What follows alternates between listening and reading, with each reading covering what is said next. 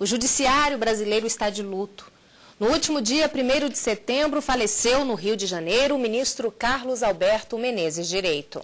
No dia 5 de setembro, o ministro completaria 2 anos de atuação no Supremo Tribunal Federal. Morreu antes disso, mas deixou um importante legado jurídico, não apenas para o tribunal, mas para todo o Brasil. O repórter Justiça de hoje vai homenagear o ministro e relembrar os momentos mais marcantes da destacada atuação deste grande jurista brasileiro. Em 5 de setembro de 2007, Carlos Alberto Menezes Direito, então com 64 anos, foi empossado como ministro do Supremo Tribunal Federal. A cerimônia ocorreu no plenário da Corte, com a presença do presidente da República, Luiz Inácio Lula da Silva. Menezes Direito foi indicado para a vaga pelo presidente Lula em decorrência da aposentadoria do ministro Sepúlveda Pertence.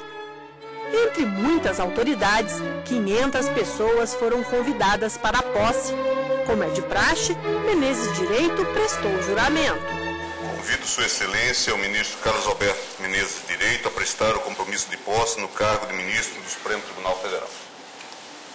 Prometo bem e fielmente cumprir os deveres do cargo de ministro do Supremo Tribunal Federal, de conformidade com a Constituição e as leis da República.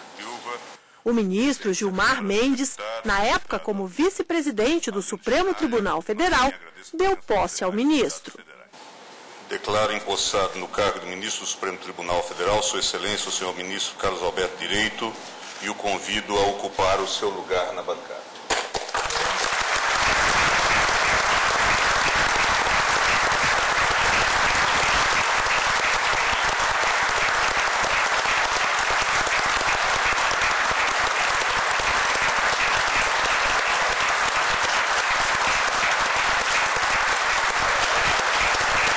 Sob aplausos, ele foi conduzido à cadeira que iria ocupar por 2 anos e se emocionou.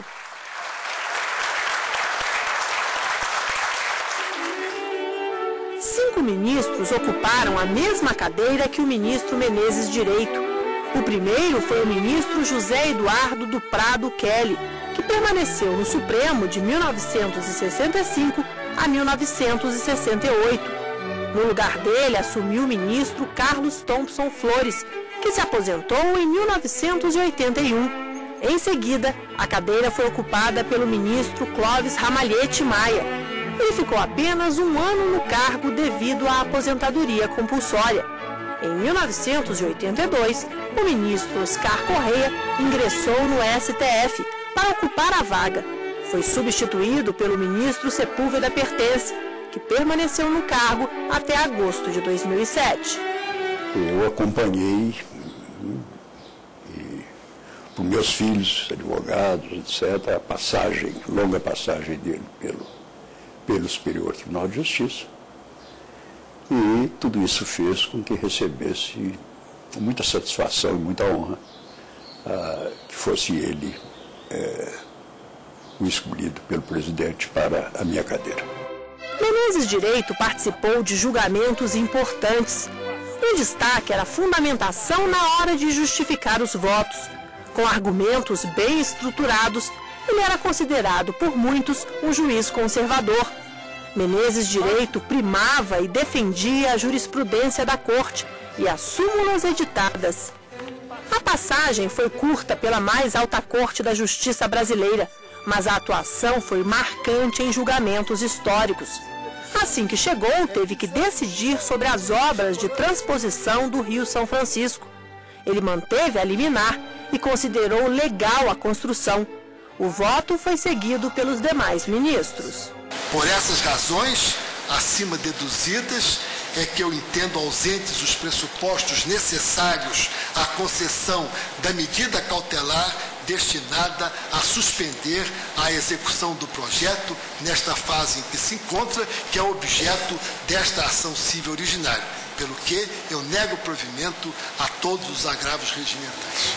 Em 2008, o Supremo permitiu a pesquisa com células-tronco embrionárias. A questão dividiu o país. Católico, o ministro Menezes Direito pediu vista. No retorno da matéria, ele incluiu algumas condições para permitir as pesquisas nos laboratórios. Foi vencido em parte, mas demonstrou aos demais ministros a postura jurídica avançada e moderna de analisar os casos. Que as células tronco embrionárias sejam células obtidas sem a destruição do embrião e as pesquisas devidamente aprovadas e fiscalizadas pelo órgão federal, com a participação de especialistas de diversas áreas do conhecimento. Outra participação marcante do ministro Menezes Direito no Supremo foi o julgamento sobre a demarcação da reserva indígena Raposa Serra do Sol, em Roraima. O ministro pediu vista do processo logo no início do julgamento. Ele surpreendeu a todos ao considerar constitucional a demarcação e definir regras para serem aplicadas pelo governo nessas áreas.